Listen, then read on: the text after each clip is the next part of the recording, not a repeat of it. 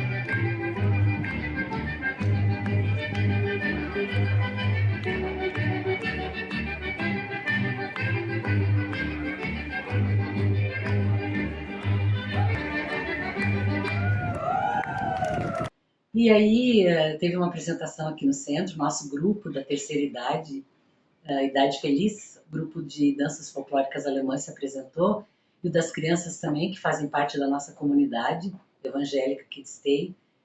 E foi muito legal o evento, com uma banda Goela Seca. E aí eu resolvi falar um pouquinho sobre a minha origem. Eu sou filha de imigrante alemã. Meu avô, que era missionário e professor, casou com a minha avó, que era professora de jardim de infância, e juntos foram para a África, onde tiveram a primeira filha, Clara, e depois voltaram para a Alemanha. Tiveram mais 4 filhos: o oncle Gerhard, a tanta Elizabeth, a tanta Annemarie e a tanta... Não, e a minha mãe. A minha mãe, Luise.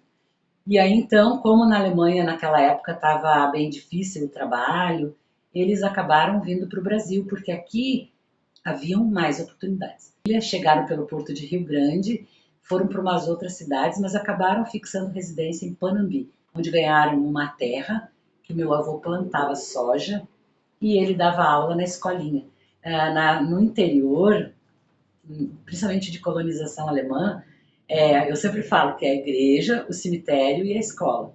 Né? A escola, que é a escolinha aquela, onde todos os alunos têm aula na mesma sala, e é um professor para todas as séries, né, iniciais.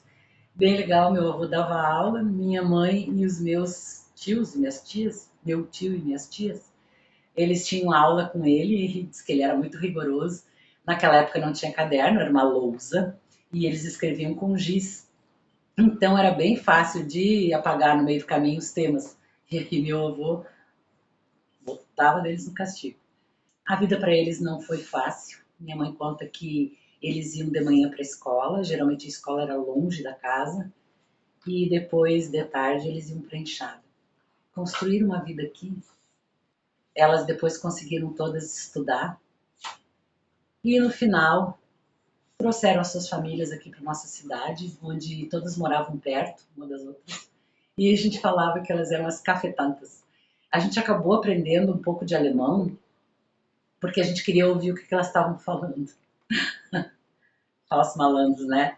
Eu lembro que a minha tia da esquina tinha uma casa bem grande, e a minha avó fazia aniversário dia 9 de maio, e era bem perto do Dia das Mães. Então, sempre no Dia das Mães, ou final de semana, naquele final de semana, toda a família se reunia com os filhos, né? Então eram 7 filhos, só os maridos e as esposas davam 14.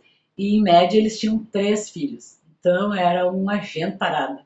Era muito bom. Tinha o churrasco que os tios faziam e depois tinha de tarde o café com bolo, né? Era muito bom. Tenho saudades de quando a família toda estava bem reunida. Hoje a maioria já faleceu, infelizmente. Mas nós guardamos com saudades e com carinho essas lembranças dessa época da nossa infância, em que todas as tradições alemãs eram mantidas, além da língua, e elas liam em alemão, tinham revistas. A tanta Clara, mais velha, foi morar na Alemanha e sempre mandava revistas em alemão, e livros em alemão, então elas sempre mantiveram muito essa cultura.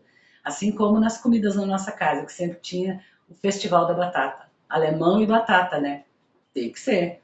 E o feijão frito, o bolinho de batata, são coisas que a gente até hoje faz. Faço com as minhas filhas para lembrar da minha mãe. Ela agora já faleceu fazem 14 anos. Muita falta faz, mas deve estar bem onde está. Isso é um pouquinho da minha história, que guardo com carinho. E hoje nós mantemos essa tradição com o grupo de dança. É um grupo de terceira idade, onde todos os integrantes têm mais de 60. E é bem legal, a gente se diverte, a gente se reúne, ensaia e quando tem as oportunidades se apresenta. Próxima apresentação será na Oktoberfest da comunidade.